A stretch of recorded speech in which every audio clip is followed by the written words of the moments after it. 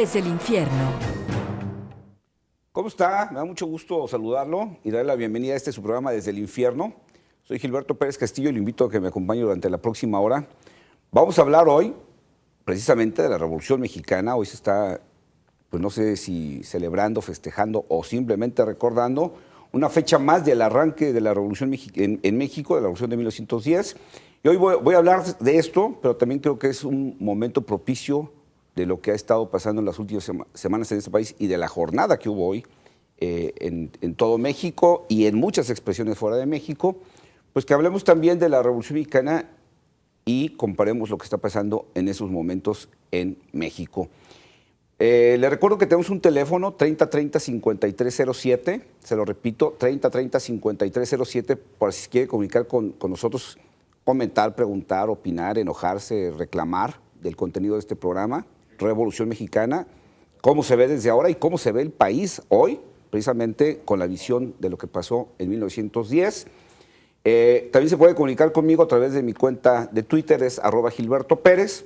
Y mire, para hablar de esto, para hablar de los saldos que nos deja la Revolución Mexicana, pero también para analizar el momento histórico actual de este país, me da mucho gusto recibir aquí en el estudio al doctor José María Muría Proudet, a quien le tengo un afecto y reconocimiento por su trabajo como historiador.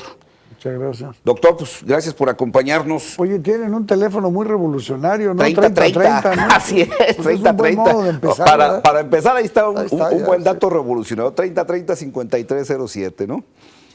Doctor, ¿qué saldo nos queda de la Revolución Mexicana? O sea, hay mucha gente que le ve, si lo ve desde el priismo recalcitrante, le ve todas las bondades. Quienes son opositores al priismo le ven todos los defectos que tiene este país. Pero si lo viéramos con serenidad, ¿qué saldos, digamos, positivos nos deja la Revolución Mexicana después de estas décadas? Bueno, yo creo que es un fenómeno tan complejo como Sí. la Revolución Mexicana. Ni siquiera deja saldos parejos en todo el país. Hay algo que conviene tener presente. La Revolución no fue igual en todas las partes de la República, ni tampoco tuvo las mismas causas exactamente en todas las partes de la República. De manera que es complejo. Ahora, hay algo real. De la Revolución se apropió el PRI. Sí. O un grupo político que luego se denominó PRI. De manera que es lógico que se hayan apropiado de todos sus beneficios y que luego además se hayan encargado de ensalzar a la revolución permanentemente durante muchos años. En contra, como tú dices, de la contrarrevolución se apropió el PAN y entonces pues su política ha sido la de buscarle siempre tres pies al gato y andar viendo ahí pues todo lo que podían encontrar de malo aparentemente en la revolución, porque la verdad es que tú lo apuntas y creo que muy bien, tenemos una tendencia a entender la historia en blanco y negro. En blanco y negro, de buenos contra malos, un maniqueísmo. A veces perdemos de vista lo que trataremos de hacer un poco aquí, que es el gris de muchos tonos, pero y además ir más al análisis que nos permita explicar también por qué son las cosas, ¿verdad? Sí.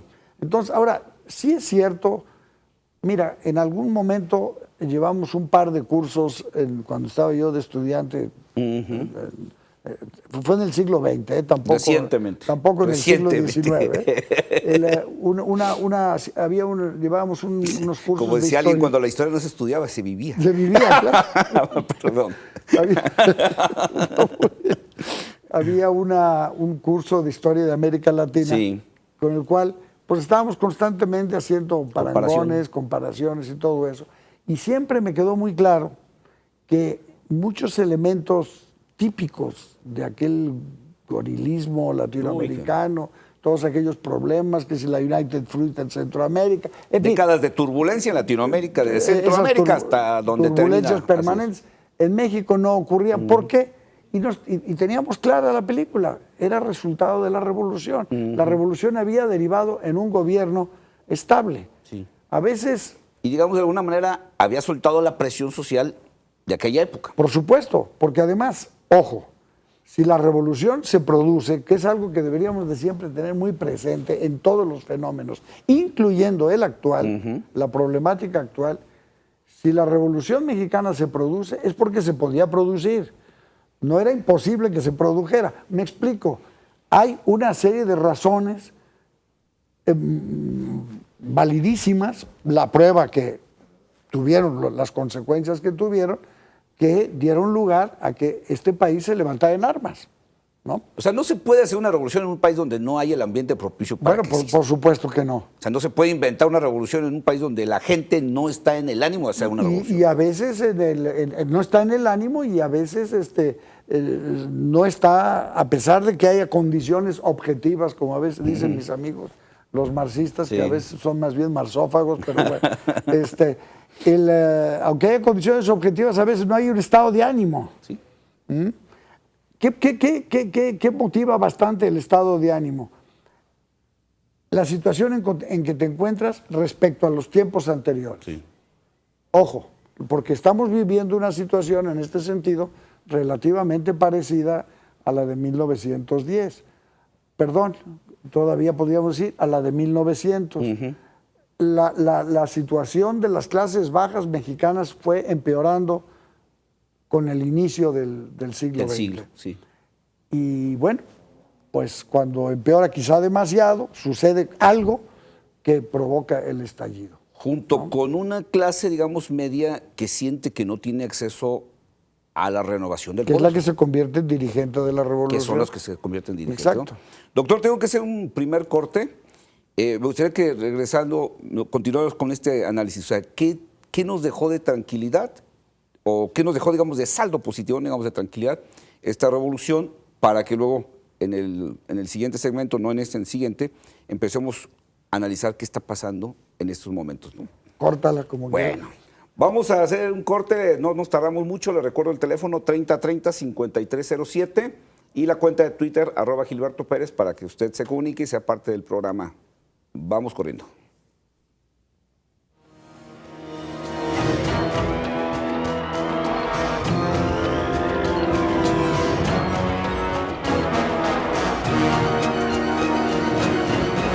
Desde el infierno.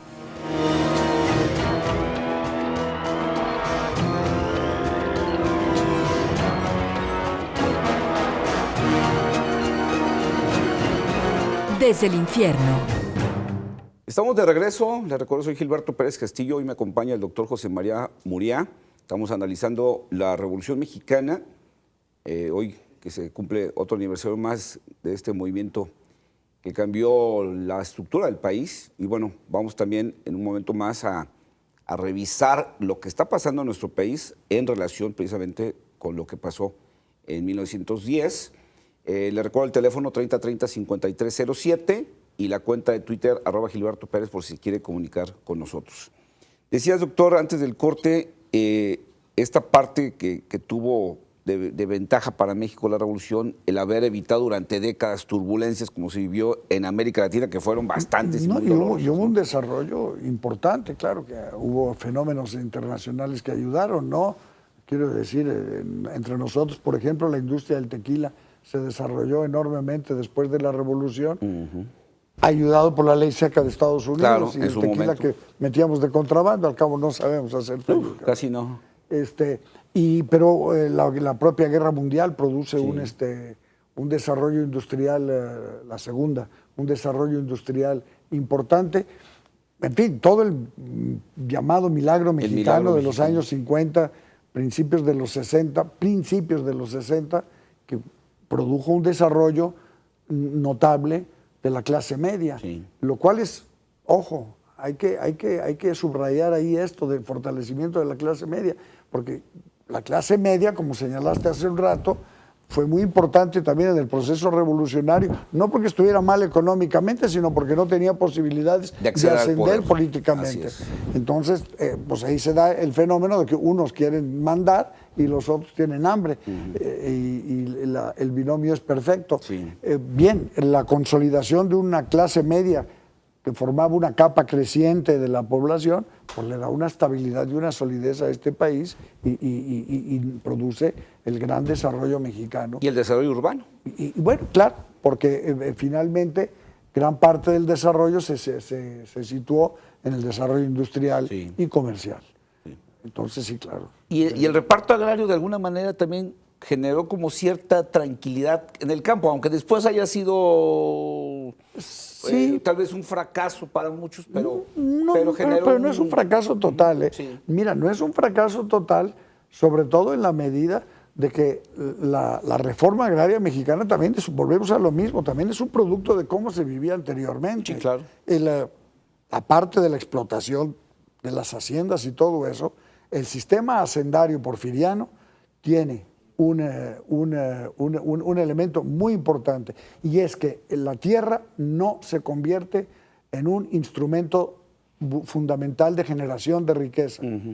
Si tú recorres las haciendas, ves que, por ejemplo, obras hidráulicas o inversión para una mayor producción no existe, no hay testimonios, y el resultado está basado en la explotación. La producción del campo, la producción mexicana de alimentos, por ejemplo, se mantiene igual y tiene una cierta tendencia a bajar a partir de 1900, por ejemplo. Pero la población crece. Entonces, ahí se están produciendo dos líneas que van en sentido contrario, ¿verdad? Sí. Bien, entonces, el agobio que significaba esta situación del campo, pues por aquello de la ley del péndulo, pues luego va a esta especie de colectivización, quizás sui generis, con la creación de los ejidos o la generalización de los ejidos que habían estado ya en las comunidades indígenas, etcétera. Bien, yo creo que el tema del reparto agrario no fracasó por el reparto mismo. Lo que fracasó fue que pues las clases urbanas se adueñaron de la distribución de los productos agrícolas. Entonces el campesino pues tenía que vender a $1 lo que llegaba al mercado y las señoras lo compraban en 20, ¿verdad? Y eso pues sí creó una serie de desacomodos. La gente también nos olvidamos un poco del campo, el Tratado de Libre Comercio ¿cómo le llaman? El Telecán. Yo no sé si lo de can viene por perro y es un papel que jugamos ahí. Pero, porque cuando la chucha es brava, hasta los de casa muerde. Pero se olvidaron de la protección del campo y del fomento del desarrollo del campo. Prácticamente parecía que el tratado estaba diseñado para de una vez desaparecer la producción. Para desaparecer el medio rural y bueno, pues evidentemente, pues, ¿de qué vamos a comer? Y eso pues ha creado una serie. Ahora, yo creo que toda esta estabilidad, el impresionante desarrollo educativo. Sí. Los números son espectaculares. Sí, podremos discutir la calidad, pero sin duda lo que se logró en el proceso por revolución en términos educativos Los números son espectaculares. Impresionantes, sí. ¿No? Pero la educación desde el nivel básico combate al analfabetismo. Además, nos dio por combatir el analfabetismo, pero no combatimos adecuadamente la natalidad. Entonces se combatió el analfabetismo con un crecimiento bárbaro. No obstante, se logró abatir el analfabetismo. Y que se llevó la educación hasta las rancherías, hasta los pueblos, o sea que no fue una educación... Fenómenos como el libro de texto gratuito, etcétera. Y bueno, tantas instituciones que, bueno... Hay un sistema de salud, para mal, para bien, pero hay un sistema de salud. El seguro social, yo soy el primero que me quejo del seguro social cuando tengo que ir, pero existe. Sí. En la mayor parte de los países de América Latina no hay un sistema de seguridad que se le parezca mínimamente al seguro social mexicano, ¿verdad? Tú has comentado también el tema del ejército, el haber generado, a diferencia de otros países de Latinoamérica, un ejército, digamos, domesticado. Yo creo que como era un ejército el triunfante. Que es muy complicado. Pasas de un ejército que triunfa para gobernar a un ejército que no se regresa a los cuarteles, que se le manda a los cuarteles porque nunca había estado en cuarteles. Es un ejército que, además, es un ejército que surge de la explosión revolucionaria. La cantidad de coroneles y generales que nunca pisaron el colegio militar, por ejemplo. A la pasada se encontraba en un camino y usted ya es coronel. Yo creo que entre el soborno, que a veces tiene sus grandes cualidades políticas, entre la reubicación, en fin, todas las maniobras que se hicieron, el ejército se fue ubicando y finalmente quedó en su sitio. Un ejército modelo en el sentido de que era totalmente fiel y respetuoso de las instituciones. En ese sentido también hay que reconocerle ese mérito a la revolución. Problema grave con el ejército, todos los que estábamos conscientes de eso, lo gritamos y aullamos y pataleamos, fue cuando el presidente Calderón lo sacó a la calle. Sí. Y lo convirtió en policía para perseguir al narcotráfico, aparentemente. Porque yo creo que ahí tenemos algo importante que señalar. Nos quedó la sensación en la elección de 2006 que había habido un gran fraude. Sí. Esa es la sensación que nos quedó. Que se pudo haber, a lo mejor no es cierto.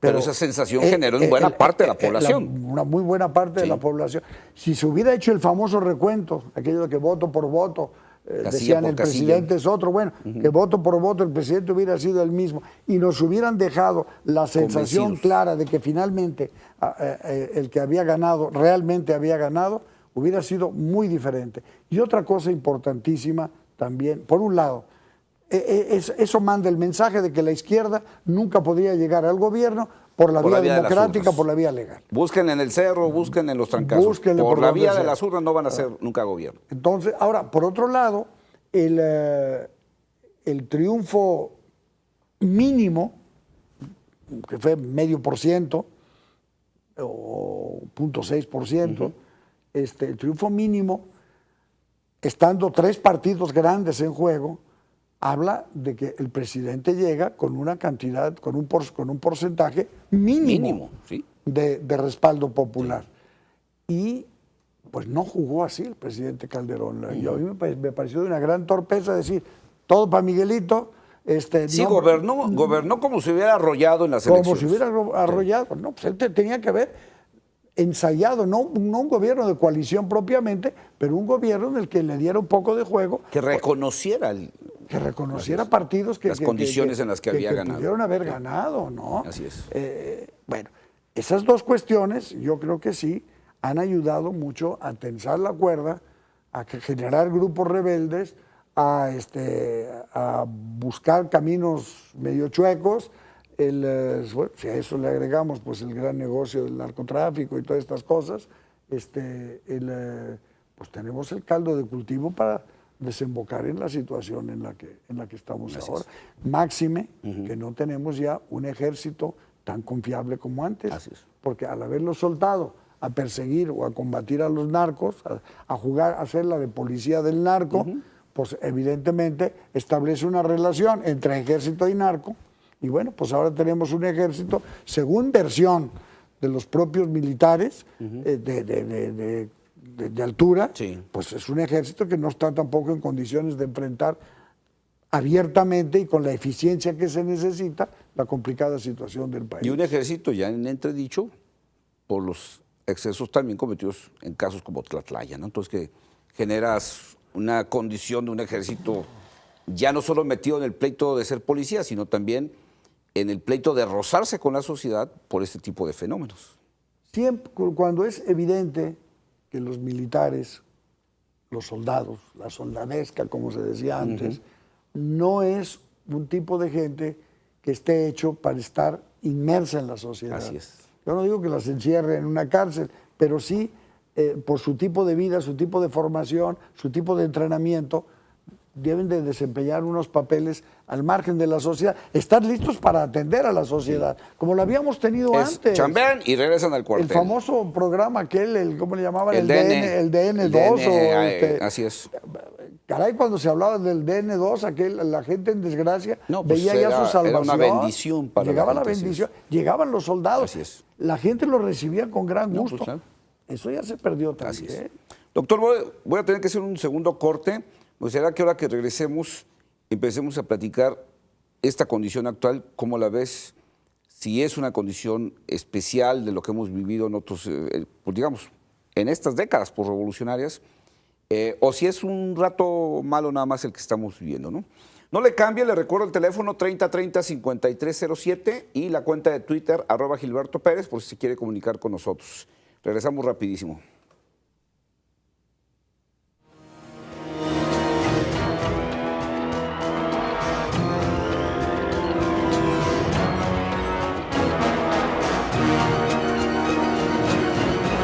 Desde el infierno.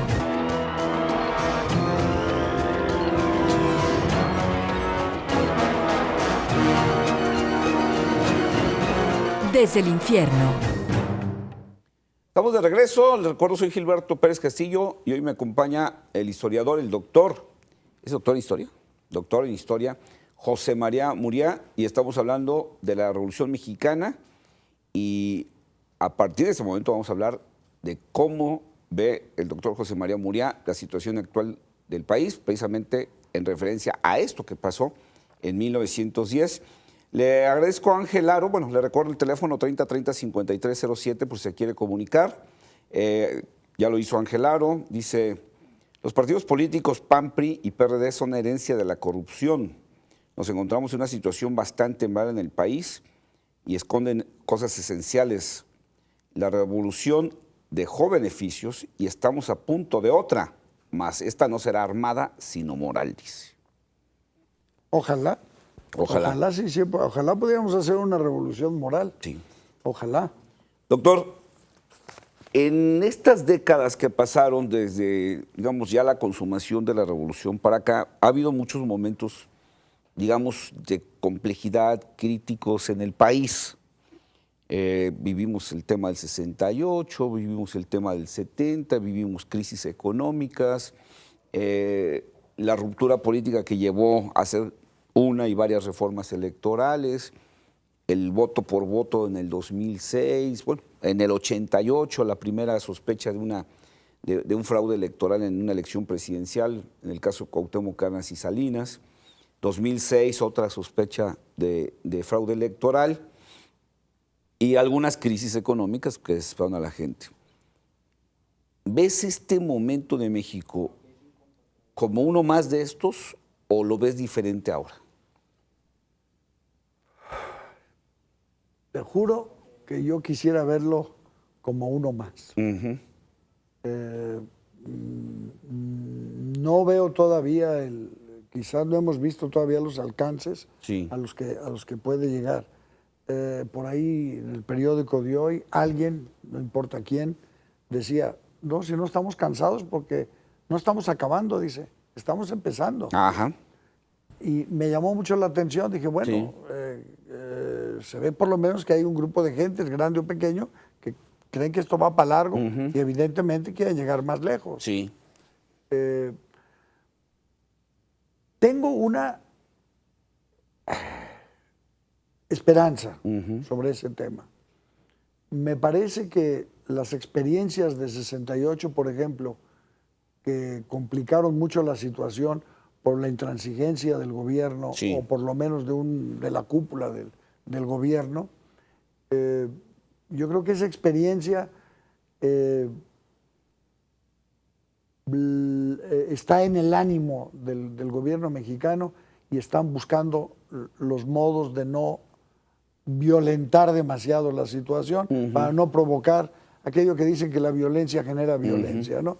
Evidentemente se ha desatado una ola pues, de violencia en muchos sentidos, que tal vez es resultado de una violencia solapada, también en diferentes ámbitos, una violencia que no estaba en los periódicos o en las noticias, o aparecía muy ocasionalmente, etc. No hay que perder de vista que según cifras, durante el sexenio del presidente Calderón hubo más de 120,000 muertos por cuestiones atribuibles a la delincuencia, más o menos. Es mucho. Se pierde una guerra. Bueno, de manera que yo creo que eso también hay que contar que es una secuela de resentimientos, sí. de rencores legítimos. Porque aparentaba que nos estábamos acostumbrando a esa violencia, pero por lo que vemos ahora, simplemente como tú dices, fuimos acumulando los rencores de esa violencia, ¿no? Eso sucede siempre así. Entonces, de repente, algo provoca el estallido. Sí. Se ha juntado quizá una situación económica delicada, esta baja del precio del petróleo también como que viene a llover sobre mojado. Sí. Ahora, a favor, veo que me da la sensación de que las autoridades, las gentes responsables de manejar este tema, están haciendo las cosas con una conciencia clara de que hay que manejar las cosas con mucho cuidado y hasta con un gran respeto por la parte disidente o por los disidentes. Ojalá los disidentes no se pasen de la raya y den lugar a que se les pierda el respeto también, en fin, porque eso sería grave. Ahora, lo que sí me preocupa es cuál es el común denominador de todo este conjunto de protestas. Finalmente es un hecho local, lamentabilísimo, por supuesto, ¿no? Porque pues eso de que se mueran 40 personas, así nomás, pero en fin, es un fenómeno local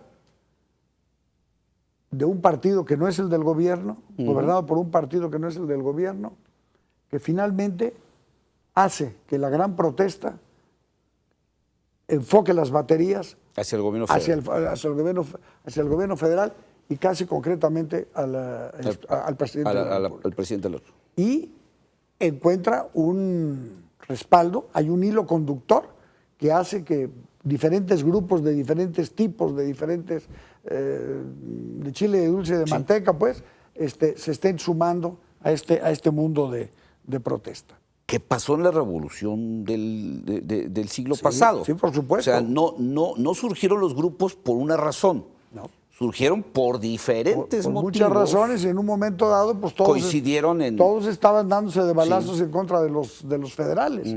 ¿Verdad? Pero con tantas diferencias entre ellos, que cuando se acabaron los balazos contra los federales, se los empezaban a dar entre ellos. Así es. ¿Verdad? Bueno. Ahora, de momento se ve así como una gran comunidad que por muy diferentes motivos se está manifestando en contra del gobierno. ¿Hasta dónde pueden llegar? Es algo que debe pensarse con mucho cuidado y ahí es donde podríamos suponer que esto pudiera tener trazas de llegar más lejos. Ojalá llegar más lejos, porque yo creo que hay muchas cosas en nuestro país que deben de cambiarse, que llegar más lejos sin perder el sentido institucional, haciéndole ver a la gente que por la vía legal se pueden hacer los cambios, a diferencia de lo que pasó en las elecciones de 2006, ¿verdad? Y que no tan solo, en fin, la gente se queda con la sensación de fraude, sino que el paso siguiente es que el presidente se disfraza de soldado o de general y saca al ejército a la calle. Pues aquello fue una señal clara de lo que tú decías. La izquierda nunca llegará a la buena porque está el fraude electoral por un lado y las Fuerzas Armadas por el otro. La presidencia de la República será accesible al PAN y al PRI, pero a la izquierda nunca. Y entonces, ¿qué hacen las izquierdas normalmente cuando le dicen no es por la vía de las urnas? Pues se van a la sierra, se van a la guerrilla urbana a buscar otro camino. Una situación parecida pues se había producido y yo creo que dio lugar en parte, pues es de lo que dio lugar al famoso movimiento de 68. Sí. Y luego después, lo primero que hizo el gobierno de Luis Echeverría, que nos gusta hablar de Echeverría, pero yo creo que tuvo cosas realmente muy inteligentes, fue ir incorporando a todos los rebeldes del 68 y durante varios años el gobierno de México estuvo con esa preocupación del 68 encima. Y luego vino hasta la incorporación ya mucho más formal con las famosas reformas políticas, la famosa Lope de Jesús Reyes Heroles. ¿Verdad? Por decirlo de alguna manera, compartió el poder con todos sus grupos inconformes. Compartió el poder, que es lo que no supo hacer el presidente Calderón. Así es. Y yo creo que estamos pagando las consecuencias de eso. Y por otro lado, hubo cambios legales para darle continuidad en el acceso al poder a esos grupos, vía la representación proporcional, etcétera, etcétera, ¿no? Exacto, la representación proporcional es sumamente importante porque no atañe solamente a los diputados. En todos y cada uno de los municipios del país hay regidores de oposición. Ahora, estaríamos agregando, doctor, en esta etapa, a esa condición de la que estábamos hablando, de que tal vez en el 2006 mucha gente de izquierda, mucha simpatía de izquierda, sintió que el mensaje era ustedes nunca van a llegar al poder por la vía de las urnas.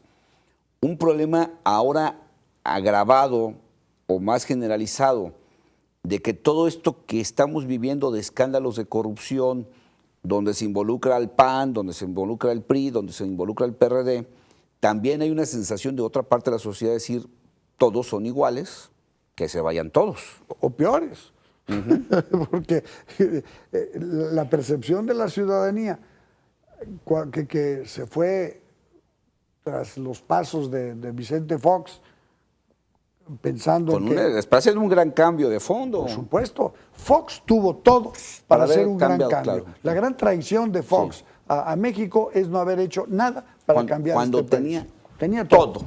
Para colmo de males, el petróleo se le fue de $20 y tantos el barril a 100 y tantos. Sí. O sea, tenía un chorro de lana. Tenía un PRI prácticamente noqueado. Así es. Y una izquierda que no tenía capacidad de reacción. Y para lo único que le sirvió el dinero fue para crear empleos. Y tenía un liderazgo impresionante que en ese momento le hubiera permitido, junto con la sociedad, hacer un gran cambio estructural realmente de este país, ¿no? Voy a tener que hacer un último corte, doctor. Me gustaría ahora que regresáramos en esta revisión que estamos haciendo de lo que está pasando respecto a lo que pasó en 1910. Si en esta etapa lo que tal vez está ausente son los líderes, son los liderazgos. Se ven movimientos, pero no se ven cabezas. ¿Será eso lo que está faltando? Nos lo contesto ahorita que regresemos, ¿no? 3030-5307 es nuestro teléfono. Vamos a hacer un último corte. Regresamos a seguir analizando la Revolución Mexicana, pero en estos casos, en estos momentos, ¿qué está pasando en este momento respecto a lo que pasó en 1910? No nos tardamos en regresar, ahorita volvemos.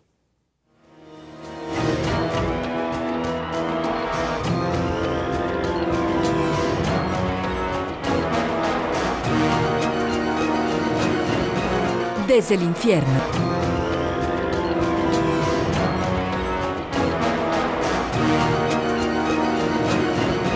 Desde el infierno. Estamos de regreso, les recuerdo, soy Gilberto Pérez Castillo y hoy me acompaña el doctor José María Muriá, doctor en Historia, y estamos analizando lo que está pasando actualmente en México en referencia a lo que estamos precisamente recordando hoy, la Revolución Mexicana de 1910. Tenemos una llamada de un televidente que nos pide no pasar su nombre al aire, lo hacemos por supuesto. Dice, ningún partido es malo, sino que los integran son los que nos tienen acabados con tanta corrupción, por los partidos los integran. Los partidos no son los edificios ni el logotipo, son los que los integran. Exacto. Y dice, pues les falta moral, deberían hacer trabajo y dejar en paz la pelea por los huesos. Dice, el PRI debería dejar de hacer proselitismo.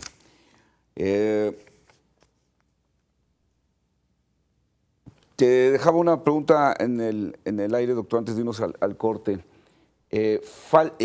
A diferencia de lo que veíamos en 1910, en este movimiento que se está dando, porque bueno, está el tema de Yotzinapa, están los muchachos del Politécnico haciendo su propio trabajo, traemos a los maestros de la coordinadora, traemos todavía algunos rezagos del SME, del Sindicato de Electricistas, traemos en Chiapas todavía allá el ZLN. O sea, hay una serie de movimientos activos, pero lo que no vemos con claridad son quiénes son los líderes de esos movimientos. ¿Será una diferencia importante respecto a lo que pasó en 1910, que no vemos al Madero, al Carranza, al Villa, al Zapata con toda claridad? Yo creo que esa sería una siguiente etapa en todo caso. Cuando llegáramos al tema de los líderes, sí, es porque toda esta protesta, toda esta situación se ha consolidado, se ha fortalecido. Los líderes no hacen los movimientos, son los movimientos los que hacen a los líderes. Sí. Y un líder pues, surge en un rato. Sí. En un rato.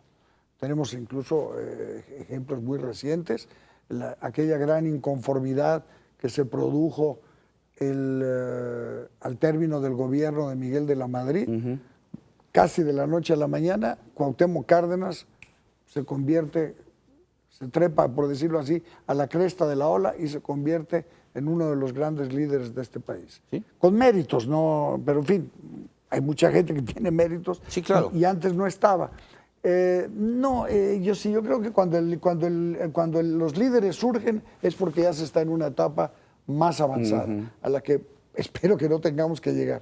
Sí. Pero También habría que dejar claro una cosa, por algunos comentarios que de repente se oyen de gente que se entusiasma con las protestas y todo eso. Y ahora que estamos hablando de la revolución, estamos hablando de que la revolución dejó, después de la revolución, una serie grande de beneficios, Sí. sin duda alguna. Pero la revolución costó 1 millón de vidas. Sí. Y costó un rezago también, en muchos sentidos, en el desarrollo socioeconómico del país. Ojalá la revolución no se hubiera hecho por las armas. Sí. ¿No? Lo que nos comentaba. Sí, que alguien decía del público que sea una revolución moral, Bueno, no armada, ¿no? Exacto. Ojalá el gobierno también tenga la capacidad, bueno, pues de integrar las protestas a un proyecto Sí. de gobierno, ¿verdad? Esa es la siguiente pregunta que te iba a hacer, porque por un lado te quería hacer esa pregunta respecto a los líderes, pero la otra es, Porfirio Díaz en aquel tiempo jugaba a la ficción, jugaba a la mentira. México ya se ha preparado para la democracia, pero ahí les va el fraude, ¿no? Yo ya estoy cansado, ya no me voy a reelegir, pero ahí va otra vez, ¿no? Sí. Al que es mi contrincante, bueno, primero al que me está haciendo ruido aquí adentro, lo mando a Europa prácticamente exiliado, Bernardo Reyes. Sí. Y al que me está compitiendo de frente, y por las buenas, además, en una elección, pues lo encierro y le gano a las malas, ¿no? Aquí obviamente para que se dé una revolución se necesitan dos partes, una sociedad cansada, dispuesta a jugársela a través de un movimiento organizado, sea armado o no sea armado. Digo, hemos visto recientemente revoluciones no armadas que han funcionado en otros países recientemente, pero necesitamos una clase política obstinada. Ahí es donde yo creo que nos está fallando un poco. Yo creo que hubo mexicanos de primera Sí. dirigiendo el país en el pasado. Y ahora veo muy pocos. Sí. Veo muy pocos. Sí. Por ejemplo, no veo un Jesús Reyes Heroles, No. por poner un solo nombre. Te voy a decir una cosa, me gustó mucho la actitud del gobernador. Yo no sé cuál haya sido el resultado con los acontecimientos de hoy, pero me gustó mucho la actitud del gobernador de decirle a los padres de familia, estos que vienen en la manifestación, que deseaba hablar con ellos. Si quieren, aquí estoy, si quieren platicar conmigo. Me parece que es un Sí. gesto que puede, ojalá se siguiera, todas las autoridades responsables Sí. de este tipo de problemas, ojalá asumieran la misma actitud. Sí. Y Ahora, todos los mexicanos que estamos dentro o fuera del problema, ¿verdad? sí. Sí, porque ahora tú haces una referencia también que es muy importante. El caso de Yotzinapa se da en un municipio gobernado por el PRD, en un estado, Guerrero, gobernado por el PRD. Pero aquí hay otra cosa que hay que subrayar. Un partido que se suponía se entendía con esas clientelas sociales, que era su clientela electoral, su clientela política. Ahora resulta que ni esa clientela tiene un partido a dónde voltear. Digamos, de pronto se genera una situación que, aunque tú decías, parece personalizado hacia el presidente de la República, pero tal vez en el fondo es contra toda la clase política. Yo creo que sí. Y el presidente es la cabeza de la clase política y es el que se lleva. Digamos, es la figura emblemática de la clase política. Que se lleva los Así quitomatazos, es. ¿no? Evidentemente. Y lo van a perseguir por todo lo que puedan, porque además consideran que desacreditando la figura del presidente ayudan a desacreditar el sistema entero. No me cabe la menor duda de que hay metidos aquí elementos que quisieran provocar un derrumbe Sí, del sistema político así es. mexicano. No esta revolución moral como planteaba nuestro auditorio, pero ¿cómo te diría?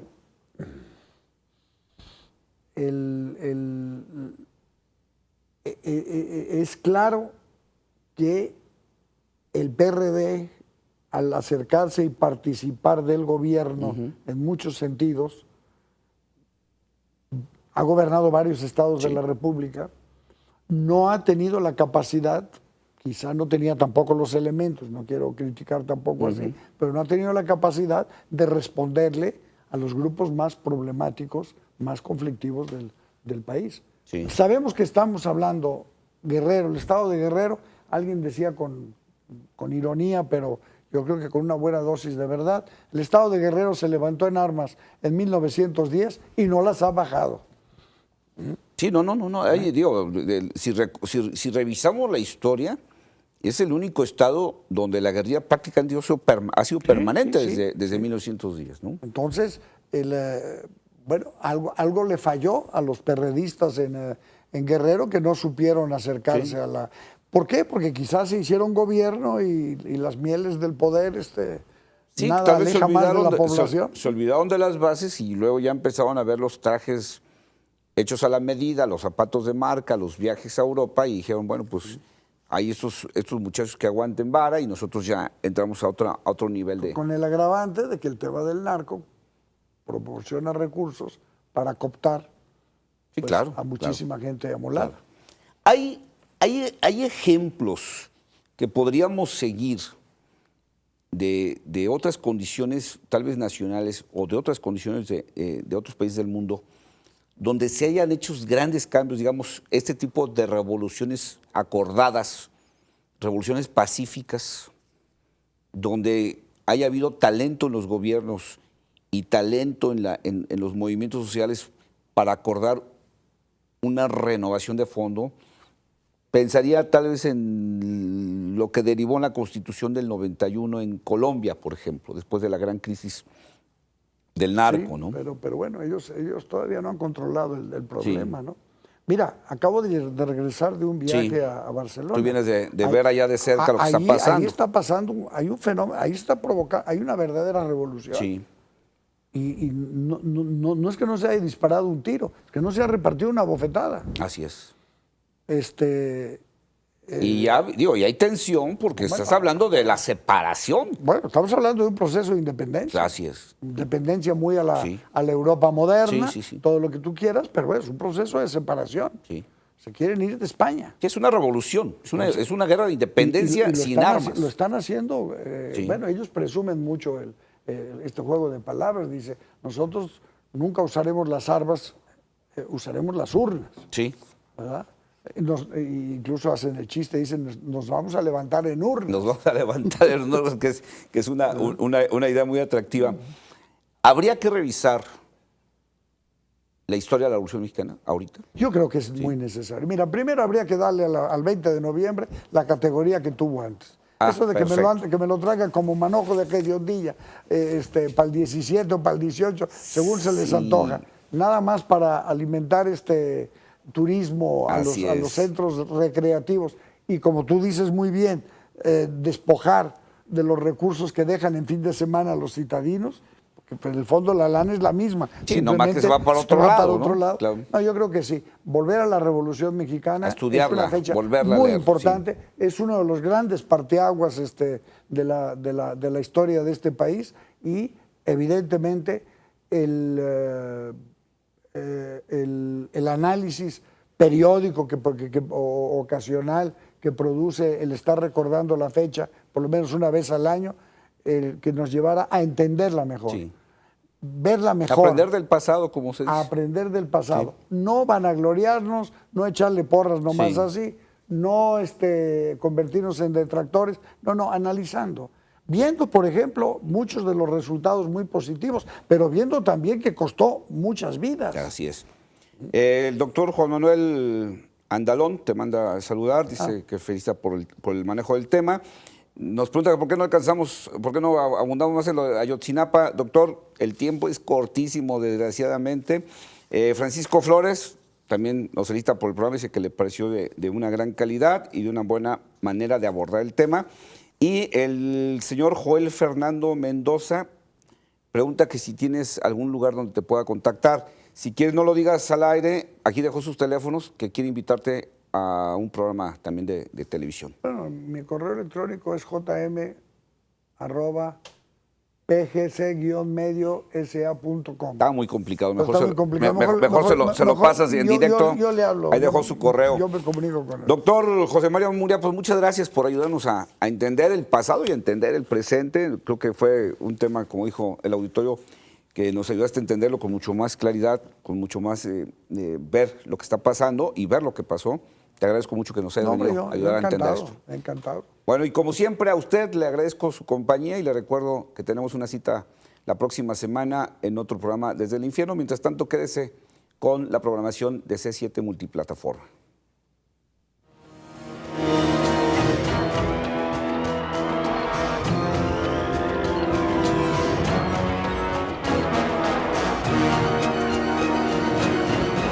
Desde el Infierno. Los comentarios y las opiniones vertidas en este programa son responsabilidad de quienes las emiten. De ninguna manera representan el punto de vista de C7 Jalisco. Se difunden como un ejercicio de pluralidad, diálogo y tolerancia. Derechos reservados C7 Jalisco 2014.